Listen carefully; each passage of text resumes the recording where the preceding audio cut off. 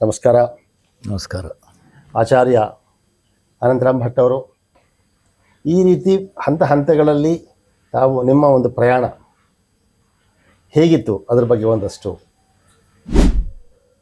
ಜಗತ್ತನ್ನು ಬೆಳಗಿಸಲು ಸೂರ್ಯ ಬೇಕು, ಬದುಕನ್ನು ಬೆಳೆಸಲಿಕ್ಕೂ ಪುಸ್ತಕ ಬೇಕು. ಇದು ಹೇಳಿದವರು ರವೀಂದ್ರನಾಥ್ ಟ್ಯಾಗೋರ್. ಮೊದಲನೇ ಪುಸ್ತಕವೇ ವರುಡ ಆಶ್ರಮದ ಸ್ವಾಮಿ ಶಿವಾನಂದರು ಬರೆದಂಥ ಬ್ರಹ್ಮಚರ್ಯ ಅಂತ ಹೇಳೋ ಪುಸ್ತಕ. 13ನೇ, it is the action that makes a person great, be great by your sadhana, service and sacrifice. ಈ 3 ಶಬ್ದದ ಮೂಲಕ ಶ್ರೀ ಆನಂದಮೂರ್ತಿಯವರ ಸಂಪರ್ಕಕ್ಕೆ ಬಂದ ಮೇಲೆ ನನ್ನ ಜೀವನದ ಎಲ್ಲ ವಾಕ್ಯಗಳು, ಆಶೆಗಳು ಅಥವಾ ನಾನು ಏನು ಹುಡುಕ್ತಾ ಇದ್ದೇನೋ ಅದು ನನಗೆ ಪೂರ್ತಿ ಸಿಕ್ತು. ಇನ್ ಎಸೆನ್ಸ್ ಅವರದ್ರಲ್ಲಿಲ್ಲ. ಆಧ್ಯಾತ್ಮ ಸಾಧನೆ, ಸಮಾಜ ಸೇವೆ, ಆಮೇಲೆ ಸ್ಯಾಕ್ರಿಫೈಸ್ಗೆ, ಇದೆಲ್ಲ ಒಂದು ಅದೃಶ್ಯ ಶಕ್ತಿ ನನ್ನನ್ನು ಗೈಡ್ ಮಾಡ್ತಾ ಇತ್ತು. ನಾನು ಅದನ್ನು ಮುಖ್ಯವಾಗಿ ಹೇಳ್ತಾ ಇದ್ದೆ. ಯಾವುದೋ ಒಂದು ಅದೃಶ್ಯ ಶಕ್ತಿಯಿಂದ ನಾನು ಗೈಡ್ ಮಾಡ್ತಾ ಇತ್ತು, ಎಲ್ಲಿಗೂ ಸಿಕ್ಕಾಕೊಳ್ಳದೆ ಮುಂದೆ ಹೋಗಲಿಕ್ಕೆ. ಈ ಹಂತದಲ್ಲಿ ನಾನು ಆಗ್ರಾದಲ್ಲಿ ಲೀಡ್ ಡಿಸ್ಟ್ರಿಕ್ಟ್ ಮ್ಯಾನೇಜರ್ ಆಗಿದ್ದೆ. ಅಲ್ಲಿ 6th 5-year ಪ್ಲ್ಯಾನ್ ಸ್ಪೆಂಡ್ ಮಾಡುವಾಗ ತಾಂತ್ರಿಕ ದೀಕ್ಷೆ ಅಂತ ಹೇಳುವಂಥದ್ದು ಆನಂದ ಮಾರ್ಗದಲ್ಲಿ ಸಿಕ್ತು. ಅದು ನಾನು ಏನು ಹುಡುಕ್ತಾ ಇದ್ದೇನೋ ತಂತ್ರ ಸಾಧನ, ಅದರಿಂದ ನನ್ನ ಜೀವನದಲ್ಲಿ ಮಾರ್ಪಾಡು ಬಂತು. ಆ ಮಾರ್ಗ, ಆನಂದ ಮಾರ್ಗ ಅಂದರೆ ಯಾವ ಪಥದಲ್ಲಿ ನಾವು ಸಚ್ಚಿದಾನಂದದ ಕಡೆಗೆ ಹೋಗುತ್ತೇವೋ.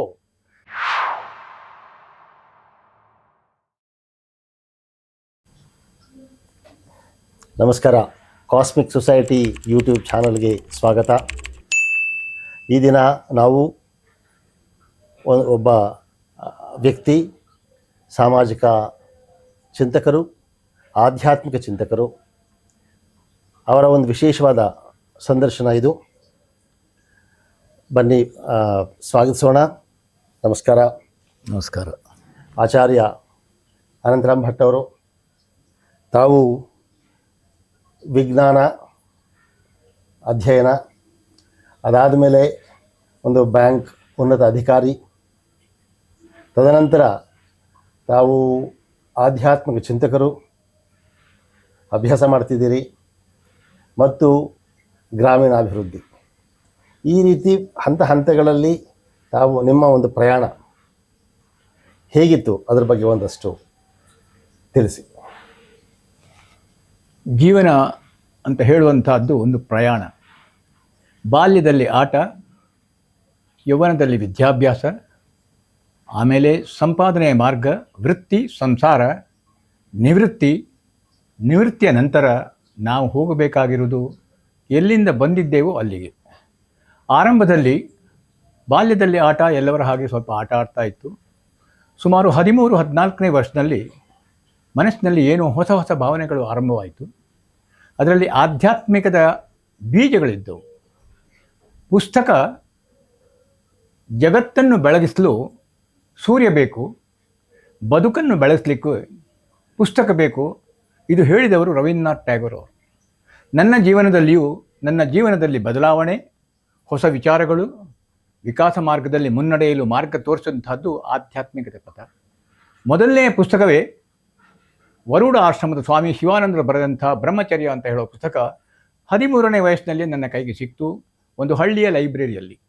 ಅದು ನನ್ನ ಜೀವನದಲ್ಲಿ ಬಹಳ ಬದಲಾವಣೆಯನ್ನು ತರ್ತು. ಪರ್ಟಿಕ್ಯುಲರ್ಲಿ ನಮ್ಮ ಈ ಟೀನೇಜಿನ ಲೈಫ್ ಇದೆ ಅಲ್ವಾ, ಅಲ್ಲಿ ಕಾನ್ಫ್ಲಿಕ್ಟ್ಸ್ ಬಹಳ ಜಾಸ್ತಿ ಇರುತ್ತೆ. ಅದಕ್ಕೊಂದು ಗೈಡೆನ್ಸು ಆ ಪುಸ್ತಕದಲ್ಲಿ ಸಿಕ್ತು.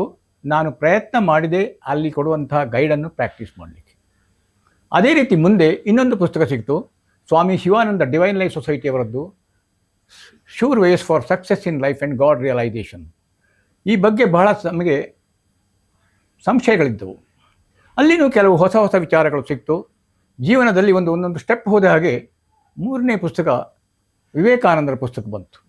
ಈ ಒಂದು ಆಧ್ಯಾತ್ಮಿಕ ಮಾರ್ಗದಲ್ಲಿ ನನ್ನ ಜೀವನದಲ್ಲಿ ಬದಲಾವಣೆ ತಂದ ಪುಸ್ತಕಗಳು ಇದು 3. ಆದರೆ ಪೂರ್ತಿ ಸಂಶಯಗಳು ಯಾವುದು ಅದಕ್ಕೆ ಉತ್ತರ ಸಿಗಲಿಲ್ಲ. ಅದು ಹುಡುಕ್ತಾ ಇದ್ದೆ. ಅದೇ ಮುಂದೆ ಹೋಗಿ ನಾನು ಈ ಆಧ್ಯಾತ್ಮಿಕ ಸಂಸ್ಥೆಗಳ ಮುಖ್ಯಸ್ಥರನ್ನು ಹೋಗಿ ಮಾತಾಡಿ ಪ್ರಶ್ನೆಗಳನ್ನು ಕೇಳ್ತಾ ಇದ್ದೆ. ಯಾರಿಂದಲೂ ಭಾಳ ಸಮರ್ಪಕವಾದ ಉತ್ತರ ಬರಲಿಲ್ಲ. ನಾನು ಕಾಲೇಜ್ನಲ್ಲಿರುವಾಗ ಇನ್ನೊಬ್ಬರು ವ್ಯಕ್ತಿ ಬಂದರು, ಸ್ವಾಮಿ ಚಿನ್ಮಯಾನಂದ ಅಂತ ಹೇಳಿ. ಅವರು ಗೀತೆಯ ಮೇಲೆ ಜ್ಞಾನಯಜ್ಞ ಮಾಡ್ತಾಯಿದ್ರು. ಆವಾಗಲೂ ಕಾಲೇಜ್ ಲೈಫ್ನಲ್ಲಿ ಗೀತೆಯ ಮೇಲೆ ಬೇರೆ ಬೇರೆ ವಿಚಾರಗಳನ್ನು ನಾನು 15 ಹೋದೇನೆ. ಗೀತೆ ಮತ್ತು ಉಪನಿಷತ್ತು. ಆದರೂ ನನ್ನ ಮನಸ್ಸಿನಲ್ಲಿದ್ದ ಎಲ್ಲ ಡೌಟ್ಗಳಿಗೆ ಉತ್ತರ ಸಿಗಲಿಲ್ಲ. ಇನ್ನೂ ಹುಡುಕ್ತಾ ಇದ್ದೆ.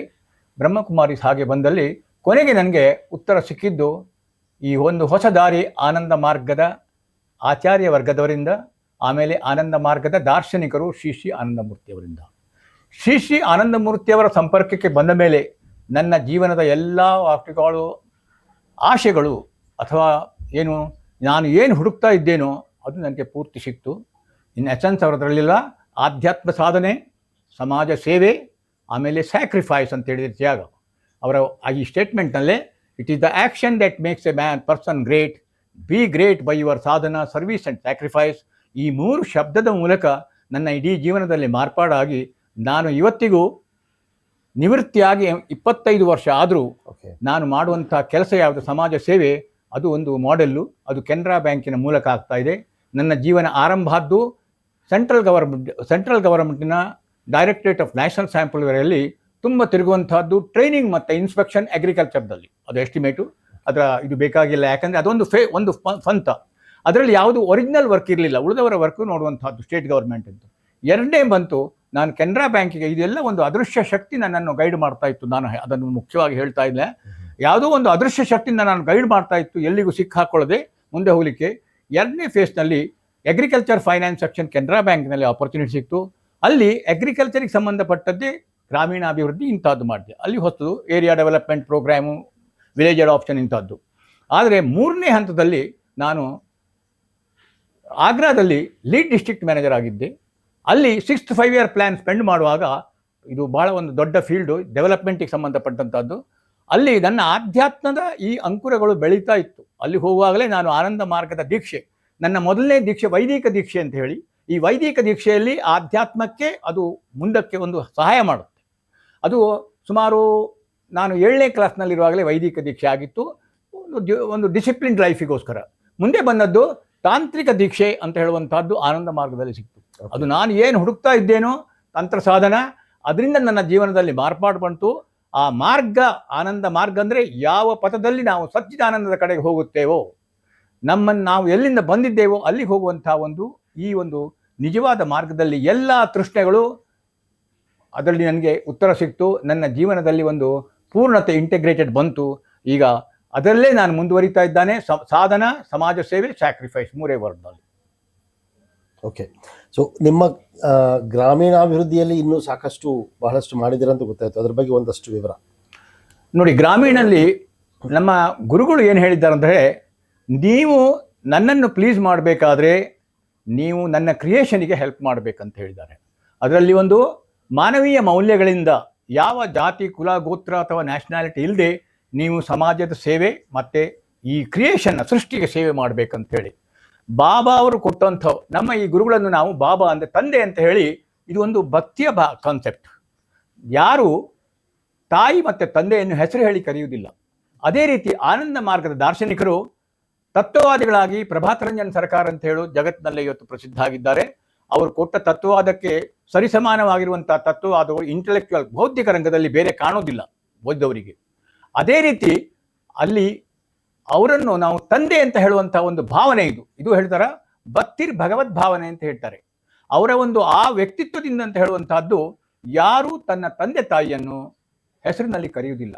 ಬಾಬಾ ಅಂತ ಹೇಳುವ ವರ್ಡ್ ಹೇಗೆ ಬಂದಿದೆ, ಅದು ನಮ್ಮ ತಂದೆ ತಾಯಿ ಇದ್ದ ಹಾಗೆ, supreme father.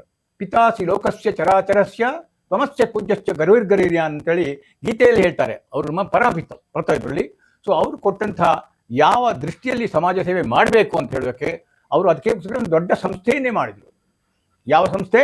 Education relief and welfare section. ಅದೇ ರೀತಿ ಬ್ಯಾಂಕ್ನಲ್ಲಿಯೂ ಒಂದು ಎಜುಕೇಷನ್ ಫಂಡ್ ಅಂತ ಇತ್ತು.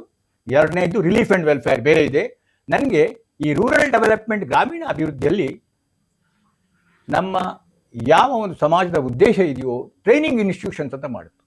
ವಿದ್ಯೆ, ಆರೋಗ್ಯ, 3ನೇದ್ದು ಸ್ಕಿಲ್, ಕೌಶಲ್ಯ, 4ನೇದ್ದು ಎಂಪ್ಲಾಯ್ಮೆಂಟ್. ಈ 4 ರಂಗದಲ್ಲಿ ನಾನು ಕೆಲಸ ಮಾಡಿದೆ. ಸುಮಾರು 1 ಕೋಟಿಯ ಸೆಲ್ಫ್ ಎಂಪ್ಲಾಯ್ಮೆಂಟ್ ಟ್ರೈನಿಂಗ್ ಸೆಂಟರ್ ಬೇರೆ ಬೇರೆ ಕಡೆಯಲ್ಲಿ. ನಮ್ಮ ಭಾರತದಲ್ಲಿರುವಂಥ ಮಹಿಳೆಯರಿಗಾಗಿಯೇ ಒಂದು ಸೆಲ್ಫ್ ಎಂಪ್ಲಾಯ್ಮೆಂಟ್ ಸೆಂಟರ್ ಹಾರೋಹಳ್ಳಿಯಲ್ಲಿ ಮಾಡಿದ್ದೇವೆ. ಎಲ್ಲ 25 ಲಕ್ಷದ ಪ್ರಾಜೆಕ್ಟು. 90ರಲ್ಲಿ ಮಾಡಿದ ಅಂಥ ಸಂಸ್ಥೆಗಳು ಇವತ್ತು ತುಂಬ ಬೆಳೆದು ಪ್ರತಿ ವರ್ಷಕ್ಕೆ 1500 ಜನರಿಗೆ ಟ್ರೈನಿಂಗ್ ಅಂದರೆ ಸ್ಕಿಲ್ ಟ್ರೈನಿಂಗ್, ಯಾವುದು ಯಾವ ರೀತಿ ಹಪ್ಪಳ ಮಾಡಬೇಕು, ಸೌಂದರ್ಯದ್ದು ಬೇರೆ ಬೇರೆ ಪ್ರಾಡಕ್ಟ್ಸ್ ಮಾಡಲಿಕ್ಕೆ ಫ್ರೀ ಟ್ರೈನಿಂಗ್ ಕೊಡುವಂಥದ್ದು ರೆಸಿಡೆನ್ಷಿಯಲ್ ಟ್ರೈನಿಂಗ್ ಸೆಂಟರ್ಸ್ ಮಾಡಿದ್ದೇವೆ ಮಹಿಳೆಯರಿಗಾಗಿ. ಎರಡನೇ ಟ್ರೈನಿಂಗ್ ಸೆಂಟರು ಆರ್ಟಿಸಾನ್ಸ್ ಅಂತ ಹೇಳಿ, wood carving, stone carving, metal carving, terracotta ಅಂತ ಹೇಳುವಂಥದ್ದು, ಅದು ದೊಡ್ಡ ಟ್ರೈನಿಂಗ್ ಸೆಂಟರು. ಈ ಟ್ರೈನಿಂಗ್ ಸೆಂಟರ್ನಲ್ಲಿ ಮಾಡಿದ ಒಂದು ರಾಮನ ವಿಗ್ರಹವೇ ಸಿಲೆಕ್ಟ್ ಆಗಿದೆ ಸೆಂಟರ್ನಲ್ಲಿ ಸೆಕೆಂಡ್ ಆಗಿ ನಮ್ಮ ವಿದ್ಯಾರ್ಥಿ. ಇದು ದೊಡ್ಡ ಟ್ರೈನಿಂಗ್ ಸೆಂಟರ್, ಸುಮಾರು 5 ಎಕರೆ ಕ್ಯಾಂಪಸ್ನಲ್ಲಿ. ಇಲ್ಲಿ ದೊಡ್ಡ ದೊಡ್ಡ ವಿದ್ವಾಂಸರು, ಅವಾರ್ಡ್ ಬಂದವರು ಬಂದಿದ್ದಾರೆ. ಸಂತೋಷ ಏನಂದರೆ, ಯಾವ ಒಂದು ಈ ಟ್ರೈನಿಂಗ್ ಸೆಂಟರ್ಸ್ ಇದೆಯೋ ಇದು ನಮ್ಮ ಬಾಬಾ ಅವರ ಕಲ್ಪನೆಯಲ್ಲಿ ಬಂದದ್ದು ಸಮಾಜ ಸೇವೆಗೆ. ಒಂದು ಸ್ಕಿಲ್ ಟ್ರೈನಿಂಗು, ಎರಡನೇದು ಅವರಿಗೆ ತಮ್ಮ ಸ್ವಂತ ಉದ್ಯೋಗ ಅಥವಾ ಉದ್ಯೋಗವನ್ನು ಸ್ಥಾಪಿಸಲಿಕ್ಕೆ ಬೇಕಾಗುವಂಥ ಹಣದ ಸೌಕರ್ಯ ಕೊಡಲಿಕ್ಕೆ. ಮೂರನೇ ಟ್ರೈನಿಂಗು ನಾವು ಕೇರಳದಲ್ಲಿ ಒಂದು ಮಾಡಿದ್ದೇವೆ, ಮಲ್ಲಾಪುರಂ ಅಂತ ಹೇಳಿ. ಇದು ಮೈನಾರಿಟೀಸ್ಗಂತೇ ಮಾಡಿದ್ದು ಸುಬ್ಬರಾವ್ ಪೈ ಟ್ರೈನಿಂಗ್ ಸೆಂಟರ್. ಪ್ರತಿಯೊಂದು ಕ್ಯಾಂಪಸ್ಸು ಫ್ರೀ ಟ್ರೈನಿಂಗು, ಆಮೇಲೆ ಸಪೋರ್ಟ್ ಅವರಿಗೆ ಕೊಡಲಿಕ್ಕೆ. ನಾಲ್ಕನೆಯದ್ದು ಅಂಬೇಡ್ಕರ್ ಟ್ರೈನಿಂಗ್ ಸೆಂಟರ್ ಅಂತ ಹೇಳಿ ಪುದುಪುದೂರು ಅಂತ ಹೇಳಿ ಕೊಯಮತ್ತೂರಿನಲ್ಲಿ ಮಾಡಿದ್ವಿ. ಇದು ಗ್ರಾಮೀಣದಲ್ಲಿ ಸಿಟಿ ಬಿಟ್ಟು ಹೋಗುವಂಥ ಟ್ರೈನಿಂಗು. ಸೊ ಈ ರೀತಿ ಇನ್ನು ಬೇರೆ ಬೇರೆ ಇದೆ. ಹೇಳ್ತಾ ಇದ್ದರೆ ನ್ಯಾಷನಲ್ ಪಾಲಿಸಿ ಇಟ್ಟುಕೊಂಡು ಜನರಿಗೆ ಯಾವ ರೀತಿ ವಿದ್ಯೆ, ಸ್ಕಿಲ್ ಮತ್ತು ಕೆಲಸದಲ್ಲಿ ತಗೊಳ್ಬೋದು, ಅವರ ಜೀವನ ಮಟ್ಟಕ್ಕೆ ಏರಿಸ್ಬೋದು ಅಂತೇಳಿ ಅದು ಈಗ ನಡೀತಾ ಇದೆ. ಇದನ್ನೇ ಗವರ್ಮೆಂಟ್ ಆಫ್ ಇಂಡಿಯಾ ಮಾಡೆಲ್ ತಗೊಂಡು ಇವತ್ತು ಬೇರೆ ಬೇರೆ ಬ್ಯಾಂಕ್ಗಳಿಗೆ ಕೊಟ್ಟಿದ್ದಾರೆ. ಸುಮಾರು 532 ಸೆಂಟರ್ ಎಲ್ಲ ಲೀಡ್ ಡಿಸ್ಟ್ರಿಕ್ಟ್ನಲ್ಲಿ ಇದೆ. ಇದೊಂದು ಮಾಡೆಲ್ ಕ್ರಿಯೇಟ್ ಆಗಿದೆ. ಇದು ಟ್ರೈನಿಂಗು, ಎಂಪ್ಲಾಯ್ಮೆಂಟ್ ಜನರೇಷನು, ಹೆಲ್ತ್ ಬಗ್ಗೆ ಮಹಿಳಾ ಶುಶ್ರೂಷೆ ಅಂತೇಳಿ ಇಲ್ಲಿ ಮಹಿಳಾ ಸೆಂಟರ್ ಇತ್ತು, ಅಲ್ಲಿ ಮಾಡಿದ್ದೇವೆ. ಅಲ್ಲಿ ನಮ್ಮ ರಿಲೀಫ್ ಆ್ಯಂಡ್ ವೆಲ್ಫೇರ್ನ ಡಾಕ್ಟರ್ಸ್ ಹೋಗಿ ಮಹಿಳೆಯರಿಗೆ, ಎಲ್ಲರೂ ಬಡವರಿಗೆ ಫ್ರೀ, ಯಾವುದರಲ್ಲಿ ಚಾರ್ಜ್ ಮಾಡ್ತಿರ್ಲಿಲ್ಲ. ಇದು ಹೆಲ್ತ್ ಬಗ್ಗೆ ಎರಡನೇ ಪಾಯಿಂಟು. ರೂರಲ್ ಕ್ಲಿನಿಕ್ಕು, ಬೇರೆ ಬೇರೆ, ನಾನು ತುಂಬ ಡೀಟೇಲ್ಸ್ ಹೇಳ್ತಾ ಇಲ್ಲ. ನಮ್ಮ ಸರ್ಕ್ಯುಲೇಟಿಂಗ್ ಲೈಬ್ರರಿ ಕಾನ್ಸೆಪ್ಟು, ಆಮೇಲೆ ರೂರಲ್ ಕ್ಲಿನಿಕ್, ಡಾಕ್ಟ್ರಿಗೆ ಇನ್ಫ್ರಾಸ್ಟ್ರಕ್ಚರ್ ಕೊಟ್ಟು ಹಳ್ಳಿಯಲ್ಲಿ ಬಂದು ಮೆಡಿಕಲ್ ಸೈಡ್ನಲ್ಲಿ ಒಂದು ವಿದ್ಯೆ, ಎರಡನೇದು ಸ್ಕಿಲ್ ಕೌಶಲ್ಯ, ಮೂರನೇದು ಹೆಲ್ತು. ಮತ್ತು ಮಹಿಳೆಯರದು ಅವರದ್ದೇ ಪ್ರಾಬ್ಲಮ್. PUC ಕಾಲೇಜು, ಎಂಜಿನಿಯರಿಂಗ್ ಕಾಲೇಜ್ನಲ್ಲೆಲ್ಲ ನಾವೇನು ಮಾಡಿದೆ, ಇನ್ಸಿನ್ಯುಲೇಟರ್ಸ್ ಅಂತ ಕೊಟ್ಟಿದ್ದೇವೆ. ಅದಕ್ಕೊಂದು 4-5 ಲಕ್ಷ ಖರ್ಚು ಮಾಡಿದ್ದೇವೆ ಮಹಿಳೆಯರ ಹೈಜೀನ್ ಪರ್ಪಸ್ಸಿಗೆ ಅಂತೇಳಿ. ಇದೆಲ್ಲ ರೀಸೆಂಟ್ ಮಾಡಿದ್ದಂದ್ರೆ. ಸೊ ನಾಲ್ಕನೇದು ಹೇಳಿದಲ್ಲ, ವೃತ್ತಿ ಬಹಳ ಮುಖ್ಯ. ನಮ್ಮ ಇದರಲ್ಲಿಯೂ ನಮ್ಮ ಕೆನರಾ ಬ್ಯಾಂಕಿನ ಫೌಂಡರ್ ಆರಂಭ ಆದಾಗಲೇ ಕೆಲವು ಸ್ಟೇಟ್ಮೆಂಟ್ ಮಾಡಿದರು. ಯಾವುದು? ವಿದ್ಯೆ, ಸೂಪರ್ಸ್ಟಿಷನ್ ಮತ್ತು ಇಗ್ನೊರೆನ್ಸ್ ಹೋಗಬೇಕು, ಫಸ್ಟ್ ಸ್ಟೆಪ್. ಎರಡನೇದು, ಇದಕ್ಕಾಗಿ ವಿದ್ಯಾಪ್ರಸಾರ ಮಾಡಬೇಕು. ಮೂರನೇದಾಗಿ ಜನರಿಗೆ ಬೇಕಾಗುವಂಥ ಹಣದ ಸವಲತ್ತು ಕೊಡಬೇಕು ಅವರದ್ದೇನಾದರೂ ಮಾಡಬೇಕಾದ್ರೆ. ಆದರೆ ಬ್ಯಾಂಕ್ಗಳು ಬರೀ ಹಣ ತಗೊಳ್ಳುವಂಥ ಸಂಸ್ಥೆ ಆಗಬಾರ್ದು. ಸಾಮಾಜಿಕ ಪ್ರಗತಿಗೆ ಬೇಕಾಗುವಂಥ ಎಲ್ಲ ಕಾರ್ಯಕ್ರಮ ಇಟ್ಟಬೇಕು. ಈ ಆಧಾರದಿಂದ ನಮ್ಮ ಬ್ಯಾಂಕಿನವರು ಕೆಲವು ಇನ್ಸ್ಟಿಟ್ಯೂಷನಲ್ ಇನ್ಫ್ರಾಸ್ಟ್ರಕ್ಚರ್ ತಂದರು. ಮೊದಲನೇದ್ದೇ Canara bank jubilee education fund, ಎರಡನೇದು ರಿಲೀಫ್ ಆ್ಯಂಡ್ ವೆಲ್ಫೇರ್ ಸೊಸೈಟಿ, ಮೂರನೇದು platinum jubilee rural development trust ಅಂತೇಳಿ. ಈ 3 ಜಾಯಿಂಟ್ ಇನ್ಸ್ಟಿಟ್ಯೂಷನ್ಸು. ನೋಡಿ, ಈಗಲೇ ಈ ವರ್ಷದಲ್ಲೇ ಅಂಬೇಡ್ಕರ್ ಜ್ಯೋತಿ ಸ್ಕೀಮ್ ಅಂತ ಹೇಳಿ ಸುಮಾರು 8 ಕೋಟಿ ರೂಪಾಯಿ ಅಂತ ಒಂದು ಸ್ಕಾಲರ್ಶಿಪ್ ಕೊಡುವಂಥ ವ್ಯವಸ್ಥೆ, ಶೆಡ್ಯೂಲ್ಡ್ ಕ್ಯಾಸ್ಟ್ ಆ್ಯಂಡ್ ಶೆಡ್ಯೂಲ್ಡ್ ಟ್ರೈಬ್ನವರಿಗೆ, ಹೆಣ್ಣು ಮಕ್ಕಳಿಗೆ ಕೊಡುವಂಥದ್ದು ಹೈಸ್ಕೂಲ್ ಲೆವೆಲ್ನಲ್ಲಿ ಮತ್ತೆ ಇಟ್ಟಿದ್ದಾರೆ. 5,000, 3,000. ಈ ರೀತಿ ಕೆಲವು ಮಾಡೆಲ್ ಸಂಸ್ಥೆಗಳನ್ನು ಮಾಡಿದ್ದಲ್ಲ, ಪ್ರಾಜೆಕ್ಟ್ ಮಾತ್ರ ಅಲ್ಲ, ಜನರಿಗೆ ಉಪಯೋಗ ಆಗುವಂಥದ್ದು. ಆಮೇಲೆ ಈ ಒಂದು ಪ್ರಾಜೆಕ್ಟ್ ನಿರಂತರವಾಗಿ ನಡೀಬೇಕಂತ ವ್ಯವಸ್ಥೆ ಮಾಡಿದ್ದಾರೆ. ಇದು ಮುಖ್ಯವಾಗಿ ಮಾಡುವಂಥ ಕೆಲವು ಕೆಲಸಗಳು. ನಿಮ್ಮ ಒಂದು ಗ್ರಾಮೀಣಾಭಿವೃದ್ಧಿ ಜೊತೆಗೆ ಬ್ಯಾಂಕಿಂಗ್ ವ್ಯವಸ್ಥೆ, ಗ್ರಾಮೀಣಾಭಿವೃದ್ಧಿ ಈ ರೀತಿ ಮಾಡೋದರಲ್ಲಿ ನೀವು ಒಂದು ಯೋಗ, ಧ್ಯಾನ ಇದರ ಬಗ್ಗೆಯೂ ಸಹ ಸಾಕಷ್ಟು ಆಸಕ್ತಿ ಇದೆ ಅನ್ನೋದು ಗೊತ್ತಾಗಿದೆ. ನಿಮ್ಮ ಒಂದು ಜೀವನ ಶೈಲಿ, ಈಗ ನೀವು 25 ವರ್ಷಗಳಾಗಿದೆ ಉದ್ಯೋಗದಿಂದ ನಿವೃತ್ತಿ ತಗೊಂಡು ಅಂತ, ಅಂದರೆ 85, 86 ವರ್ಷ ವಯಸ್ಸು ನಿಮಗೆ. ಸೊ ನಿಮ್ಮ ಒಂದು ಜೀವನ ಶೈಲಿ, ಲೈಫ್ ಸ್ಟೈಲ್ ಅಂತೀವಲ್ಲ, ಅದು ಹೇಗಿದೆ? ಮತ್ತು ಇದರಿಂದ ನಿಮ್ಮ ಮೇಲೆ ಅದು ಯಾವ ರೀತಿ ಪ್ರಭಾವ ಬೀಳುತ್ತೆ, ಮತ್ತು ಸಮಾಜಕ್ಕೆ ಇದು ಯಾವ ರೀತಿ ನಿಮ್ಮ ಅದರ ಮೂಲಕ ಏನು ಸಂದೇಶ ಏನು? ನೋಡಿ, ನಮ್ಮ ಜೀವನದ ಉದ್ದೇಶ ಏನು ಅಂತ ಹೇಳುವಂಥದ್ದು ಸ್ಪಷ್ಟವಾದ ತಿಳುವಳಿಕೆ ಇರಬೇಕು. ಜೀವನದ ಉದ್ದೇಶ ಏನು, ನಾವು ಎಲ್ಲಿಂದ ಬಂದಿದ್ದೇವೆ, ಎಲ್ಲಿಗೆ ಹೋಗ್ತಾ ಇದ್ದೇವೆ, ಈ ಪ್ರಯಾಣ ಸುಖಕರವಾಗಿ ಮಾಡಲಿಕ್ಕೆ, ನಮ್ಮ ಧ್ಯೇಯ ಮುಟ್ಟಲಿಕ್ಕೆ ಬೇಕಾಗುವಂಥದ್ದು ಮೊದಲನೇದು ಪುರುಷಾರ್ಥ ಅಂತ ಹೇಳ್ತಾರೆ. ನಮ್ಮ ಇದರಲ್ಲಿ ಧರ್ಮ, ಅರ್ಥ, ಕಾಮ, ಮೋಕ್ಷ, ಈ 4 ಶಬ್ದಗಳು. ಧರ್ಮ, ಅರ್ಥ, ಮೋಕ್ಷ, ಕಾಮ, ಮೋಕ್ಷಾರ್ಥಂ ಆರೋಗ್ಯಂ ಮೂಲಮುತ್ತಮಂ. ಆರೋಗ್ಯ ಅಂತ ಹೇಳುವಂತಹದ್ದು ಬಹಳ ದೊಡ್ಡ ಪದ. ಆಯುರ್ವೇದ ಇರಲಿ, ಯಾವುದೇ ಇರಲಿ, ಆ ಆರೋಗ್ಯಕ್ಕೆ ಸಂಬಂಧಪಟ್ಟದ್ರಲ್ಲಿ ಯೋಗ ಬರುತ್ತೆ. ನನಗೆ ಯೋಗ ಆರಂಭದ್ದು ಶಿವಾನಂದರ, ನಾನು 13-14ರಲ್ಲಿ ಕದ್ದುಕೊಂಡು ಕೆಲವು ಆಸನ ಮಾಡ್ತಾ ಇದ್ದೆ ಬುಕ್ನಲ್ಲಿ. ಅಂದರೆ ಅದರಲ್ಲಿ ಒಂದು ಇಂಟ್ರೆಸ್ಟು. ಯೋಗ ಅಂತ ಹೇಳುವ ಪದದಲ್ಲಿ ಬಹಳ ಮುಖ್ಯವಾಗಿ ಈಗ ನಾನು ತಿಳುವಳಿಕೆಯಲ್ಲಿ ಹೇಳುವಾದರೆ, ಯೋಗದಲ್ಲಿ ಕರ್ಮಯೋಗ, ಜ್ಞಾನಯೋಗ, ಭಕ್ತಿಯೋಗ, ರಾಜಯೋಗ ಅಂತ ಮೇಜರ್ ಕ್ಲಾಸಿಫಿಕೇಶನ್ ಹೇಳ್ತಾರೆ. ಕರ್ಮಯೋಗ ಅಂತ ಹೇಳಿದರೆ ಭಗವದ್ಗೀತೆಯಲ್ಲಿ ಹೇಳಿದಾಗೆ ಕರ್ಮ ಮಾಡಲೇಬೇಕು. ಯೋಗ ಕರ್ಮಸು ಕೌಶಲಂ. ಎರಡನೇದು ಬುದ್ಧಿ ಸರಿಯಾಗಿರಬೇಕು, ಮನಸ್ಸು ಶಾಂತವಾಗಿರಬೇಕು. ಯೋಗ ಸಮತ್ವಂ ಯೋಗ ಉಚ್ಯತೆ, equanimity of mind is called yoga. ಇದು ಕೃಷ್ಣನ ಡೆಫಿನಿಷನ್ ಹೇಳ್ತಾ ಇರೋದು. ಮೂರನೇದ್ದು ನಮ್ಮ ಗುರುಗಳು ಸ್ಟ್ರೆಸ್ ಮಾಡಿದ್ದಾರೆ, ನಿಜವಾದ ಯೋಗ ಅಂದರೆ ಏನಪ್ಪ? ಸಂಯೋಗೋ ಯೋಗ ಇತ್ಯುಕ್ತೋ ಜೀವಾತ್ಮ ಪರಮಾತ್ಮನಃ. ನಾನು ಈ ದೇಹ ಅಲ್ಲ, ನಾನು ಈ ಮನಸ್ಸು ಅಲ್ಲ, ನನ್ನ ಒಳಗೆ ಆತ್ಮ, ಅದರ ಒಳಗೆ ಪರಮಾತ್ಮ ಇದ್ದಾನೆ. ಈ ಮಾರ್ಗಕ್ಕೆ ಹೇಗೆ ಹೋಗ್ಬೋದು? ಪರಮಾತ್ಮ ಅಂತ ಹೇಳುವಂಥದ್ದು ಹೀಗೆ ನೋಡುವಂಥ ವಸ್ತು ಅಲ್ಲ, ಒಂದಕ್ಕಿಂತ ಒಂದು ಸೂಕ್ಷ್ಮ. ಭೂಮಿ, ಜಲ, ಅಗ್ನಿ, ವಾಯು, ಆಕಾಶ, ಅದು ಪಂಚಭೂತದಲ್ಲಿ ಬರುತ್ತೆ. ಆಮೇಲೆ ನಮ್ಮ ಪಂಚಕೋಶಗಳು ಮನಸ್ಸಿನಲ್ಲಿ ಬರುತ್ತಲ್ಲ, ಕಾಮಮಯ ಕೋಶ, ಮನೋಮಯ ಕೋಶ, ಅತಿಮಾನಸ ಕೋಶ, ವಿಜ್ಞಾನಮಯ ಕೋಶ, ಹಿರಣ್ಮಯ ಕೋಶ. ಈ 5 ಕೋಶಗಳು, ಈ 5 ದಾಟಿದ ಮೇಲೆ ಆತ್ಮತತ್ವ ಬರುತ್ತೆ. ಈ ಆತ್ಮತತ್ವ ಒಳಗೆ ಪರಮಾತ್ಮ ಇದ್ದಾನೆ. ಆದ್ದರಿಂದ ಯೋಗ ಅಂತ ಹೇಳುವಂತಹದ್ದು ತಂತ್ರ ಸಾಧನ, ಧ್ಯಾನ ಮಾಡುವಂತಹದ್ದೇ ನಿಜವಾದ ಒಂದು ಯೋಗ.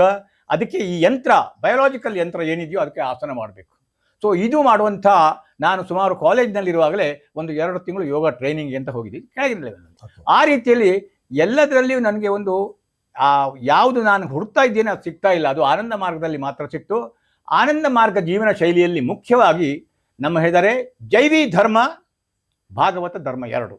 ಜೈವಿ ಧರ್ಮ ಅಂತ ಹೇಳಿದರೆ ಈ ನಮ್ಮ ದೇಹ ಇರುವಂತಹದ್ದು ಒಂದು ರೂಲ್ಸ್ ಪ್ರಕಾರ ನಡೀತದೆ. ಧರ್ಮ ಅಂದ್ರೆ ಏನು? ಡ್ಯೂಟಿ.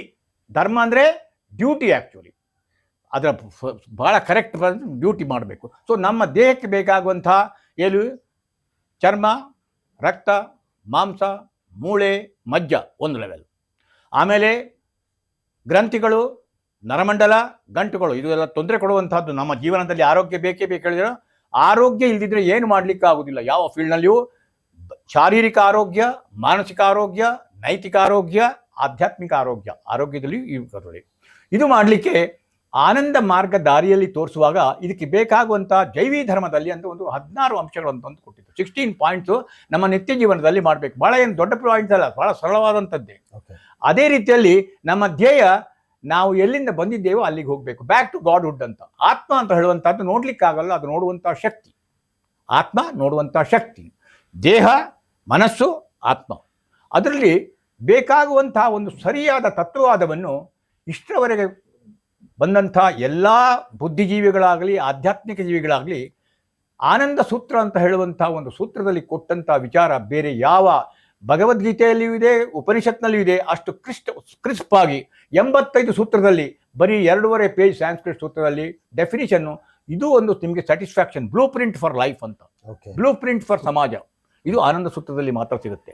ಅದಕ್ಕೆ ಸಪೋರ್ಟ್ ಆಗಿ ಗುರುಗಳು ಕ್ಲಾಸ್ ತಗೊಂಡು ಐಡಿಯಾ ಆ್ಯಂಡ್ ಐಡಿಯಾಲಜಿ ಅಂತ ಕೊಟ್ಟಿದ್ದಾರೆ. ಸಪೋರ್ಟಿಂಗ್ ಬೇಕಾದಷ್ಟು ಇಂಟೆಲೆಕ್ಚುಯಲ್ ಇದೆ. ಆದರೆ ಫಸ್ಟ್ ಲೆಸನ್ ನಾನು ಮೊದಲು ಕಲ್ತದ್ದು, N ounce of practice is better than tons of theory. ತುಂಬ ಮಾತಾಡಿ ಉಪಯೋಗ ಇಲ್ಲ. ಸ್ವಲ್ಪ ಏನು ಗೊತ್ತಿದೆಯೋ ಅದಕ್ಕೆ ಇವರೇನು ಹೇಳಿದ್ದಾರೆ ನಮ್ಮ ಗುರುಗಳೇ, educated is who has read much, understood much and made use of it in his daily life. An ounce of practice is better than tons of theory.